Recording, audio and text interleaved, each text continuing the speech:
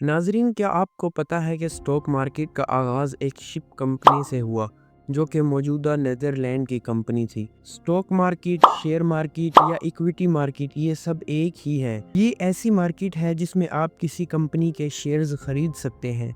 Shares खरीदने का मतलब है कि किसी कंपनी में कुछ परसेंट ओनरशिप ले लेना। अब इस कंपनी को जो प्रॉफिट होगा या लॉस होगा, उसमें से आपका भी उतना ही हिस्सा होगा जितने आपने शेयर्स खरीदे हैं।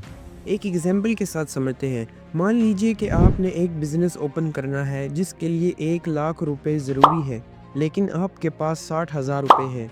आप किसी दूसरे इंसान को कहते हैं कि मुझे 40,000 दो और मेरे बिज़नेस में 40% की ओनरशिप तुम्हारी। यानी बिज़नेस में जो भी प्रॉफिट होगा उसका 40% तुम्हारा, या जो भी लॉस होगा उसमें भी 40% तुम्हारा लॉस शामिल होगा। यही सेम प्रिंसिपल स्टॉक मार्केट में वर्क करता है, लेकिन वहाँ पर पार्टनर ज़्यादा हो सकते हैं और कीमत भी कम ज़्यादा हो सकती है। लेकिन ये स्टॉक मार्केट क्यों और कब शुरू हुई? तो आज से करीबन 400 साल पहले 600 में एक डच ईस्ट इंडिया कंपनी थी।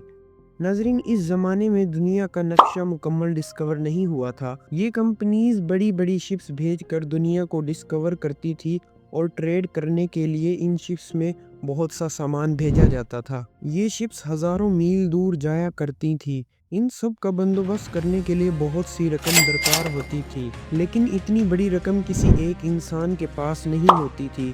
तो ये कंपनीज ओपनली लोगों को कहती थी कि हमारे शिप्स में पैसे इन्वेस्ट करो, और जब ये शिप्स दीगर कंट्रीज से वापस आएंगी तो जो भी ख़जाना या ट्रेडिंग में प्रॉफिट होगा उनमें से तुम्हें शेयर दिया जाएगा। डॉक्स पर नाजरीन ओपनली इनमें पैसा लगाया जाता था। आहिस्ता आहिस्ता ये सिस्टम सक्सेसफुल हो गया। कंपनीज को जो पैसे चाहिए होते थे वो आम पब्लिक उन्हें दे देती थी, और इस तरह आम पब्लिक को भी एक्स्ट्रा इनकम करने का मौका मिल जाता था। इस सब के चलते डच कंपनी अमीर तरीन कंपनीज में शामिल हो गई। आज हर कंट्री में अपनी स्टॉक मार्केट है। नाज़रीन, स्टॉक मार्केट को दो मार्केट्स में डिवाइड किया जा सकता है, प्राइमरी मार्केट और सेकेंडरी मार्केट। प्राइमरी मार्केट वो जगह है जहां पर कंपनीज अपने शेयर बेचती हैं। मिसाल के तौर पर एक कंपनी की वैल्यू 1 लाख रुपए है, तो वो अपनी कंपनी के 1 लाख शेयर्स भी बना सकती है। यानी 1 रुपए का एक शेयर, या 1000 रुपए का एक शेयर बनाकर 100 शेयर्स भी बेच सकती है। ये सब डिपेंड करता है कि कंपनी की वैल्यू कितनी है और कंपनी कितना रिवेन्यू जनरेट कर रही है, लेकिन हर शेयर की वैल्यू बराबर होती है। यहाँ पर मेन बात ये आती है कि कंपनी कभी भी 100% शेयर नहीं बेचती। जो एक ओनर होता है वो मेजॉरिटी ऑफ शेयर्स अपने पास रखता है ताकि कंपनी के लिए डिसीजन ले सके, क्योंकि जिस शख्स के पास 50% से ज़्यादा शेयर होते हैं वही कंपनी के लिए डिसीजन ले सकता है। इसीलिए फाउंडर्स 50% से ज़्यादा शेयर्स अपने पास ही रखते हैं। जैसे कि फेसबुक के फाउंडर ने अपनी कंपनी के 60% शेयर्स अपने पास रखे हुए हैं। अब जो लोग इन कंपनीज के शेयर को ख़रीदते हैं वो इन शेयर्स को आगे भी बेच सकते हैं, और जहां पर इन शेयर्स को बेचा जाता है इसे कहते हैं सेकेंडरी मार्केट। यहाँ पर बिकने वाले शेयर्स की प्राइस कंपनी नहीं बल्कि उस शेयर का मालिक डिसाइड करता है।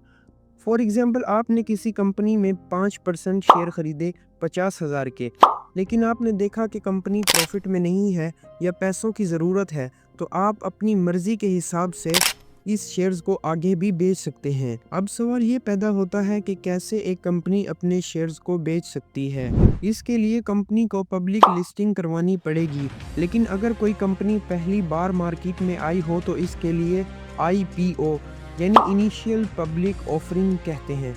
पहले दौर में कोई भी अपनी कंपनी खोलकर इसमें इन्वेस्ट करने के लिए कह सकता था, लेकिन पास्ट में इस पॉलिसी की वजह से बहुत से स्कैम्स हुए हैं। लोगों ने फेक कंपनीज बनाकर बहुत से लोगों को लूटा है। इसीलिए हर कंट्री अपने रूल्स के मुताबिक हर कंपनी की मुकम्मल तस्दीक करके स्टॉक मार्केट में लिस्टिंग करने की इजाज़त देती है।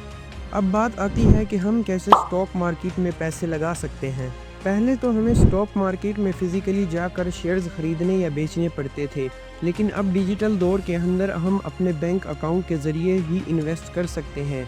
इसके लिए हमारे पास बैंक अकाउंट, ट्रेडिंग अकाउंट और डीमेट अकाउंट होना ज़रूरी है।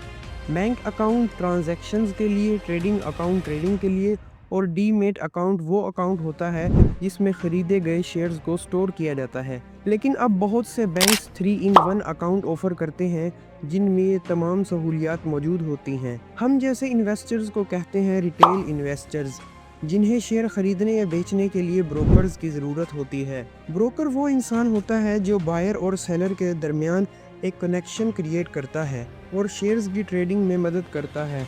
ब्रोकर इन सब में अपना कमीशन रखता है और इनकी ट्रेड को सक्सेसफुल बनाने में मदद करता है। अब ये ब्रोकर इंसान भी हो सकता है, कोई प्लेटफॉर्म या ऐप भी हो सकती है।